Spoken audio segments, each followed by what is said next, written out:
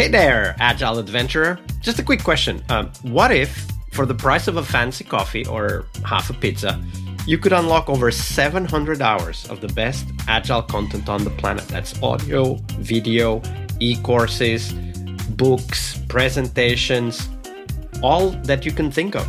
But you can also join live calls with world-class practitioners and hang out in a flame war-free and AI slop-clean Slack with the sharpest minds in the game. Oh, and yes, you get direct access to me, Vasco, your Scrum Master Toolbox podcast. No, this is not a drill. It's the Scrum Master Toolbox membership. And it's your unfair advantage in the Agile world. So if you want to know more, go check out scrummastertoolbox.org/membership. That's scrummastertoolbox.org/membership. And check out all the goodies we have for you. Do it now. But if you're not doing it now, let's listen to the podcast. Hello, everybody. Welcome to one more week of the Scrum Master Toolbox podcast. And this week, joining us from the beautiful country of Vietnam is Anh Vu. Hey, Anh, welcome to the show. Yep. Hi, Vasco. So Anh is a seasoned project manager with more than 10 years in software delivery, agile, DevOps, and project management. He's also a PMP trainer who has empowered more than 200 professionals. He's passionate about continuous learning and is always looking for practical tools and methodologies to help PMs and teams succeed in a fast-paced, tech-driven environment. So, Anh, that was a short intro. Tell us a little bit more about yourself and how did you end up becoming a Scrum Master? Yeah, hi, Vasco. It's my pleasure to be here today. Actually, I started my Scrum Master journey around 8 years ago when I was at my previous company, a payment provider in the US, and I was a PM at that time. But at that point, Scrum is kind of gaining traction in the IT industries and in my company as well. So our team also kind of first time exposing to the framework, learning to adopt Scrum in our way of collaboration and managing the work and deliver the project. And as a PM, I also jump into the Scrum Master role to learning about the framework, learning about the way of working, and trying to help our team, our delivery with like Scrum. And it is the first time I know about Scrum and try to practicing it in real project. And after that, in many of my recent projects, Scrum is also very popular. I think not only in Vietnam, but in a lot of other places. If we read the report or read the survey, like maybe 70-80% of the IT professional will be familiar or will tell that they use some kind of Scrum in their daily work. So same to me. Yeah, absolutely. And it's definitely, one could say, the most popular Agile framework out there right now. Of course, it doesn't, it's not the only one. There are many others, and it does not detract from any of the others that Scrum is different, but it is the most popular at the moment. When you think about that journey, like from project management, then understanding Scrum, starting to work as a Scrum Master, that's a little bit of my journey as well. I'm sure there are some stories where things didn't go as expected. And because today is Fail Monday here on the podcast, Anh, let's explore one of those failure stories. We'll dive into the takeaways and the insights later, but tell us that story first, Anh. Yeah, actually continue with the story about the first time project manager practicing Scrum. So at that point in time, we quite knew about Scrum, but from my end, I read the Scrum guide like a few times, and I'm becoming very confident about the framework. Like it's easy to understand. I can remember all the ceremonies, all the events, and I believe it's kind of easy to adopt and to succeed with Scrum. But the reality is not that easy. We can easily to mimic the mechanics of the framework. But when we like applying all the Scrum roles and ceremonies in my team, we quickly change that. And for example, like when we applying daily meeting with the team, and it quickly turned into some debate conversation about the solution, and we spent a lot of morning time energy for debate, and then the team feel that hey, it's kind of we spend too much time about like meeting, about talking about the work, but not enough time to do the work. So they want to like not doing the daily meeting anymore. They want to update the daily progress in the team chats, for example. And then we not like do the daily meeting anymore. And we just like messaging to each other. And then it will also mess up like the SM and also the team lead will not know the details of the progress, don't know much about the blockers, about the problem we need to solve, and then it causing more meeting after that, like for us to fully understand the problem and try to like brainstorm about the solution. And yeah, and sometimes we even like not catching the problem at the right time, and then it causing the big issues at the end of the sprint. So it's kind of, and later on I know that way is Scrum-but. Like we do Scrum, but we not do daily meeting. And we do Scrum, but we're not doing like retrospective. So it is the first version of Scrum I practicing with the team. And yeah, we're not like reaching the success at the end in that project. And the worst thing is we're not even learning and improving as a team.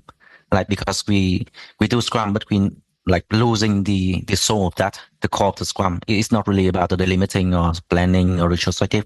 It's about the value and principle, and we're missing that bit. The first time we practice Scrum. So I think every time after we try Scrum or any other framework with my team at the moment, we will not worry too much about the mechanics of that, like not really about the roles or ceremonies or the meeting or report we have, but more about the way people interact and collaborate with each other. And it is the real thing that make the difference.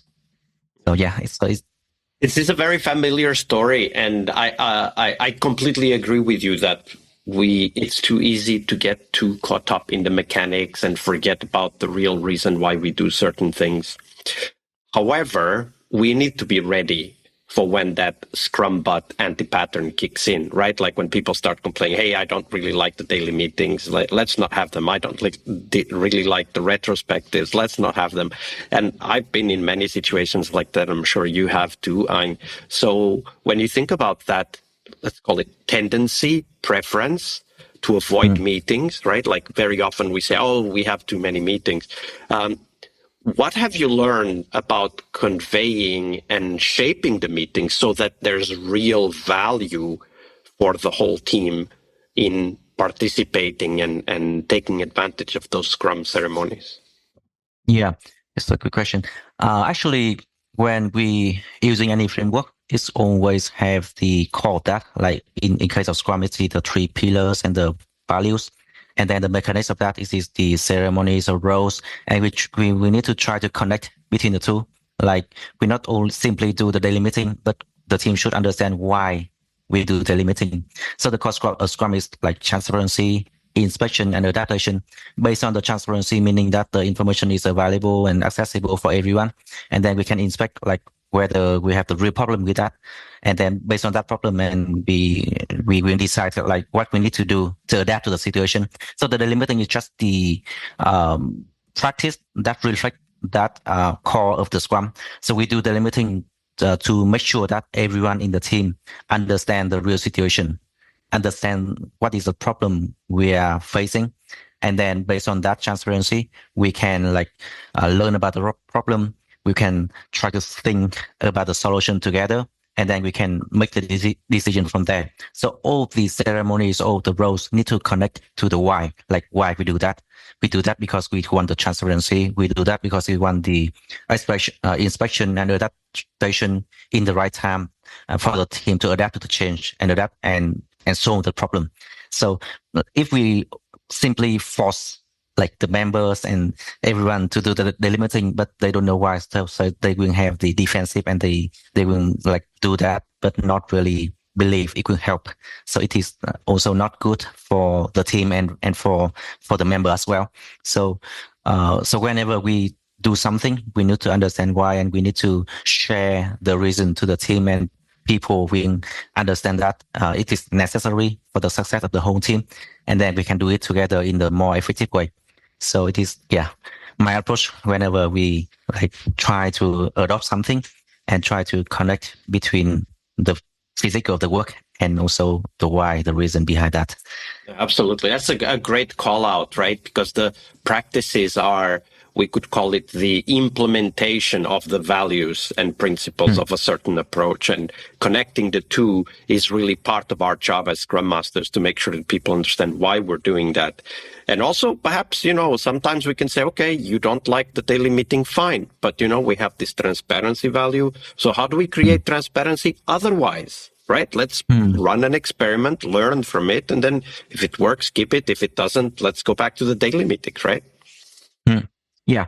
It's open for the team to suggest and to try and explore new things. But of course, we need to be very clear on what we want to achieve, like transparency. And then we can experiment any way to achieve that together.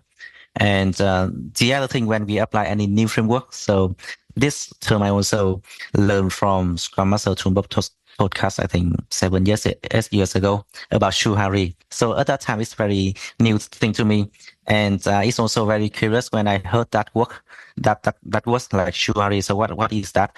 So whenever we adopt any new framework or any new tools, we will try to do it properly first, following the guide, and make it work first before we try to tweak anything and become Scrum-but, like my story at the beginning. So it is something I really want to remind myself or any other new Scrum Master. So whenever we try things, we need to do it properly first, follow the guide and do it, and then learn from the problem. And at that point in time, after we master the basic, and then we can start tweaking things and become more creative with that. So yeah. Absolutely. The Shu-Ha-Ri is really an important mental model to learn about these different stages of practice, of learning how to work with Scrum in practice. Thank you for sharing those stories, Anh. Yep. Thanks, Vasco.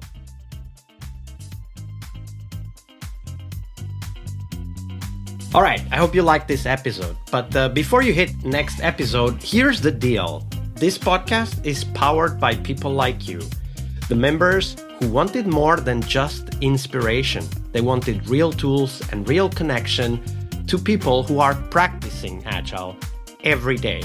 We're talking access to over 700 hours of Agile Gold, CTO level strategy talks, summit keynotes, live workshops, e-courses, deep dive interviews, books, and if you're into no estimates, we got the pioneers of no estimates in those deep dive interviews as well. Agile business intelligence, creating product visions, coaching your product owner courses, you name it. You'll get invites to monthly live Q&As with Agile pioneers and practitioners, plus a private Slack community, which is free of all of that AI slop you see everywhere, and of course, without the flame wars. It's a community of practitioners that want to learn and thrive together. It's the best place to connect with community and learn together. So if this podcast has helped you before, imagine what you will get from this podcast membership. So head on over to scrummastertoolbox.org/membership and join the community that's shaping the future of Agile. And we have so much for you. So check out all the details at scrummastertoolbox.org/membership, because listening is great, it's important, but doing it together, that's next level. I'll see you in the community Slack. We really hope you liked our show. And if you did, why not rate this podcast on Stitcher or iTunes? Share this podcast and let other Scrum Masters know about this valuable resource for their work. Remember that sharing is caring.